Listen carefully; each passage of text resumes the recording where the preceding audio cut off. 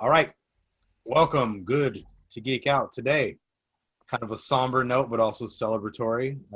Talking about Chadwick Boseman, Black Panther, James Brown, Jackie Robinson, many iconic characters played by this man.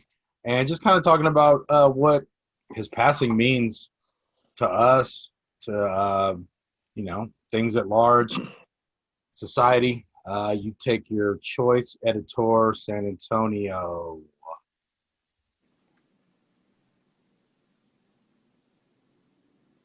We'll edit that dead space out. Don't worry. Boba Fresh, San Francisco. Oh. Now I'm going to leave it.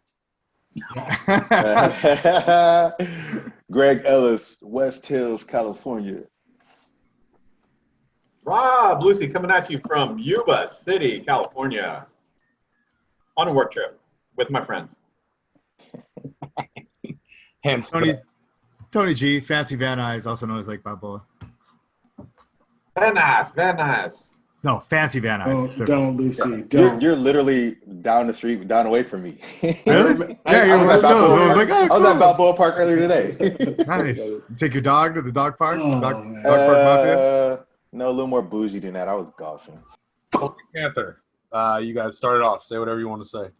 I'm just honestly, I went and looking up his IMDb to see what else he's been in. Because I know he was Jackie. He was Jackie. He was T'Challa, and he was. Now I'm looking at who else was he? He played both. I didn't realize he played both. Yeah. Thurgood Marshall. Yeah, he played third. Oh yeah, Marshall, Thurgood Marshall. I mean, the dude was a good actor. I mean, it was, I think people get pigeonholed when they end up in Marvel. When they first get big in Marvel or comic movies, they get pigeonholed as that type of actor, and people just completely forget about their resume. But the dude was, what I'm saying, he's Oxford trained. Dang. You know what I mean? He was an actor. Classical actor. Like, this guy got his fundamentals down, man. He ain't playing around. Yeah.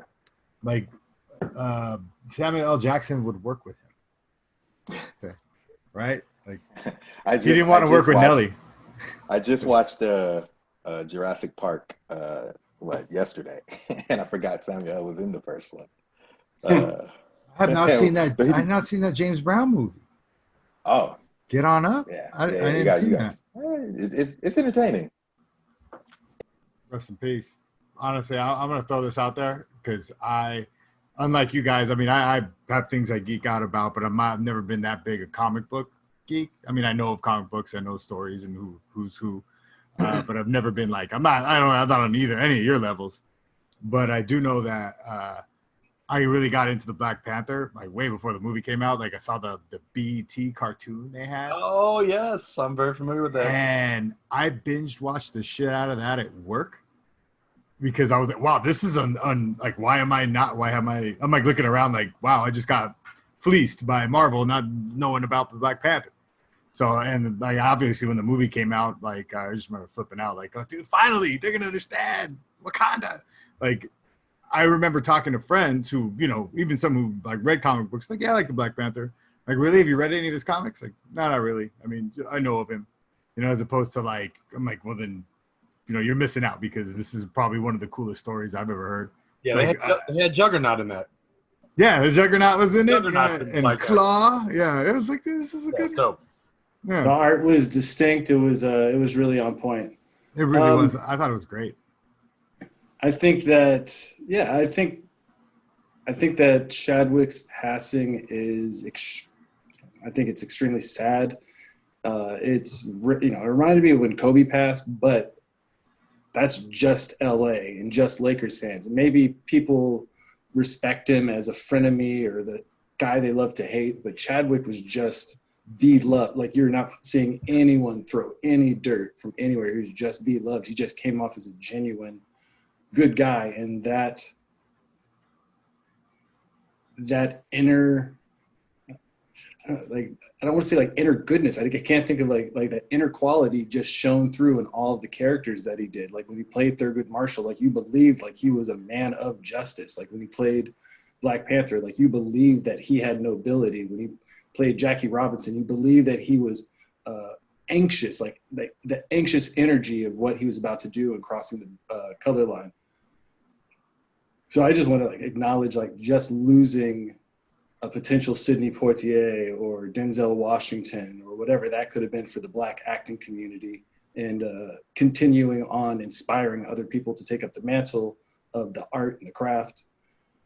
And we can circle back around about what the law, like, no, I don't have to. And it was just interesting because I'm working with sixth graders right now, and so part of our morning check-in was like, who's a hero, and I was trying to prompt them without being like, oh my god, Black Panther died.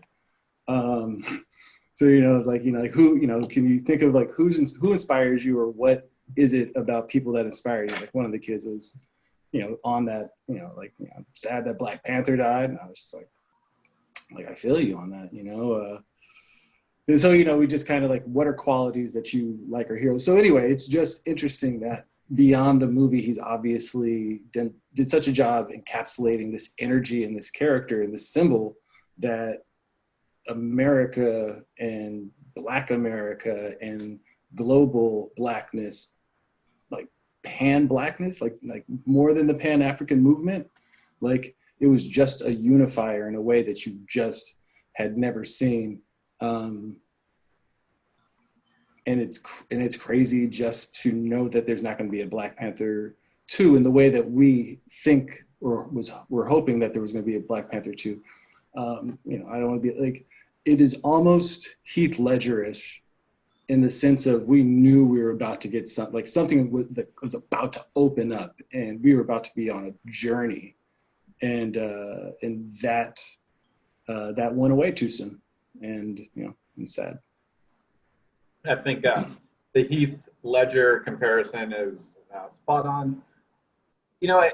Black Panther, the movie, I think really broke a lot of boundaries.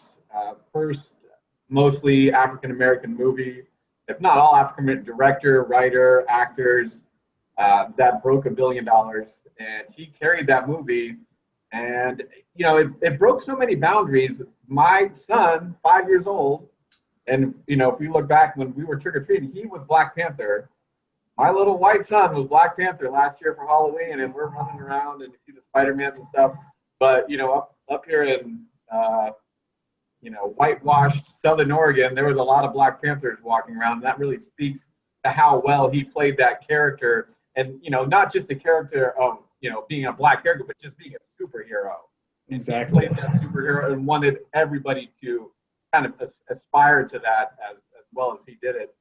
And yeah, it's a really sad loss. I did not know he was suffering from colon cancer until I got the news that he passed away, and it was one of those shockers, And sorry to see him go. We lost a great talent.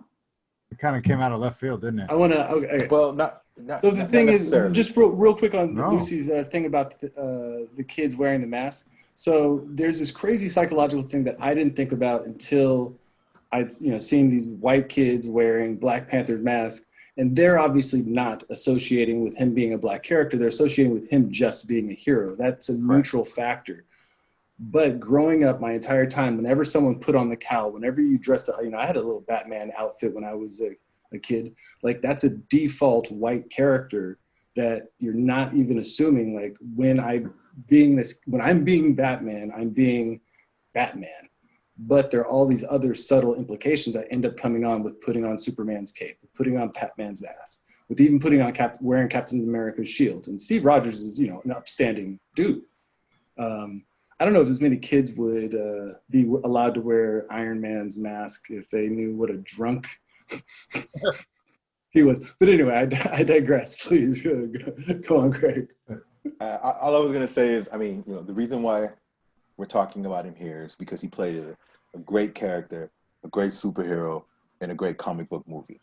But the man, my prayers go out to his family, was a great actor.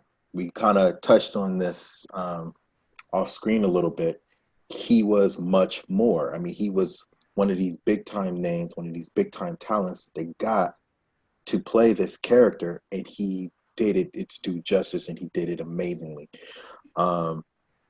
My kids, I have 3 sons who have followed kind of my lead in the comic book nerddom, cartoon and animated series. They watch all of the same kind of stuff I do. And their first introduction to Black Panther was actually in the Next Avengers, which was an awesome movie. And the Black Panther kid in that movie had this amazing holographic panther that would follow him, when he would use his powers and everything, and they always thought it was dope. So when he first shows up in the Avenger franchise and in their world, it was dope to them, right? Oh, that's a Black Panther, like from that cartoon we watched, right? Which was dope. And then, like I said, Chadwick was amazing from the very beginning, from Civil War, on. And I think Rob hit it on the head. What we lost is what could have been, as far as a journey that we were going to be on, as someone who's going to be in a franchise for, I think they had it scheduled for at least 2 more movies, right? So I mean we lost a bunch. Selfishly, we lost a great character, a great what could have been. But for his sake, he battled colon cancer, which affects actually Black males are affected more from colon cancer proportionally than other demographic populations. So, he just played the role of a Black man to the fullest, to the end. And I will say that at least I'm glad that his struggle is now over, right, with that, because he was obviously struggling with something behind the scenes since 2016. And since 2016 gave us, all of this theatrical excellence in that time, while battling a struggle, or just struggling through something that none of us even knew about. It's just a testament to his greatness, because we wouldn't, unless you knew, and that's something you had read, you didn't even know he was struggling. A lot of people were like, colon cancer, oh man, he had colon cancer? I didn't even know he had colon cancer. He carried that great. And there's something about the fatalism of knowing the work that you're doing in your craft is going to be the last time you do that work. And so he puts it out. And it reminded me of Hamilton, where he's like, why do you ride like you're running out of time? Why do you ride like you're running out of time? And he acted like he was running out of time. Like he left everything on the court, as it were. And the other thing that I want to chime in is that our generation had Christopher Reeves. Like that was Superman. Like to this day, whenever I read a comic book, that is my Superman. That voice, all of that is how it strikes right. And Chris Evans as Captain America, I think, was the best casting that happened after that. But then this happened, and it was not just Black Panther, it was the world. It was the casting of the world, and how big it was, and that it revolved around him, but it wasn't just about him. He was acting off of Michael B. Jordan. There's just all these little things that are interplay. And so to have Christopher Reeves have the accident and go paralyzed, and there's a part of your childhood that dies, like the most invulnerable person, he's human, but there was just something that just shifted. And that has happened for another generation, and it's crazy, it's just the cycle's wild. I think just one thing I wanted to also bring up is how much of a charitable human he was, and all the surprise visits he would do in costume, out of costume, and all that kind of stuff. And not everybody does that in real life. And he would do it under the radar.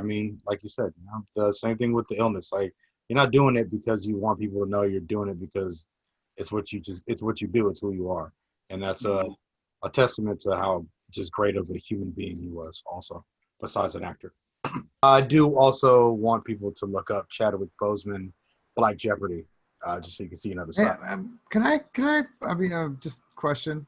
Yeah. And you don't have to use this at all, but do you think that the fact that he was the Black Panther was so successful, and you guys touched on it, like you got little white kids acting like the Black Panther, and they were not thinking about color, you're talking about this missed opportunity.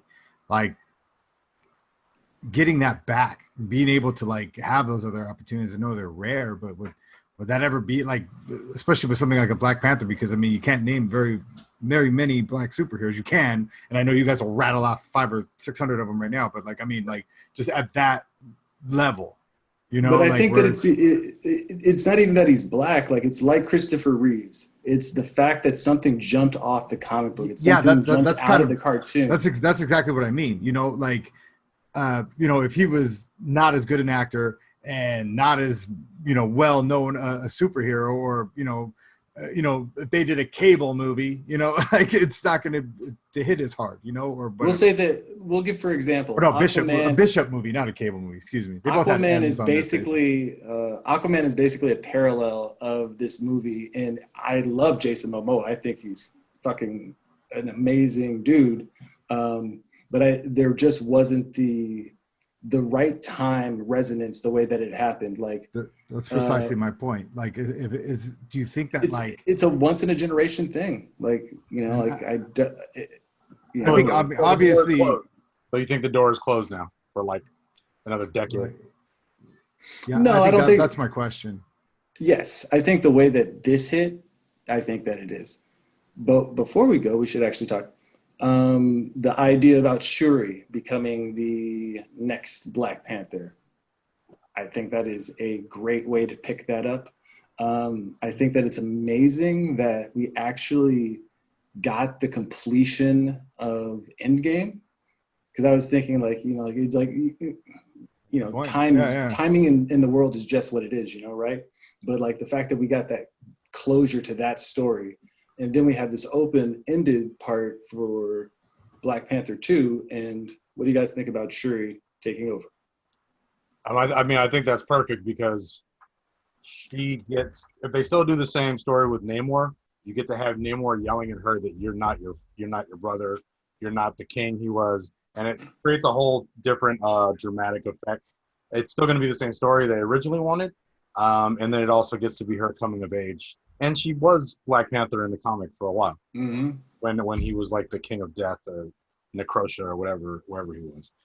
So yeah, I think that would work, and I think if it's written well, which I know it probably will be, it'll be really interesting and intriguing. And I'm not going to say that you'll be like, who the fuck was Chadwick Boseman? But you will probably get a nice send-off to him through that movie, a lot better than they did for Princess Leia in Star Wars. Ooh, sorry, sick burn. It's cold. Come on. I mean, I'm okay with what he said, to be honest. It died in the Last Jedi, you know it. Yeah. Let's put it this way: they could really fuck it up, and I hope that they don't. A recasting, or like doing something like trying to bring Michael B. Jordan back from. I read that. The dead. Using like an Infinity Stone or something like that. I was like, no, they'll he had a twin that they didn't talk about. They're like, oh, you didn't know? Like, no, yeah, like your cousin, Nekar. They really could screw that up. I liked Ed's Nicosia by the Necrotia. That's like a Necropolis and Genosha smashed up together. It was a storyline in X-Men, like when they became vampires or something. Okay, yeah, I definitely didn't touch that. I think it was with Selene. It was like the Black Queen. Oh, it's terrible. Can I say something?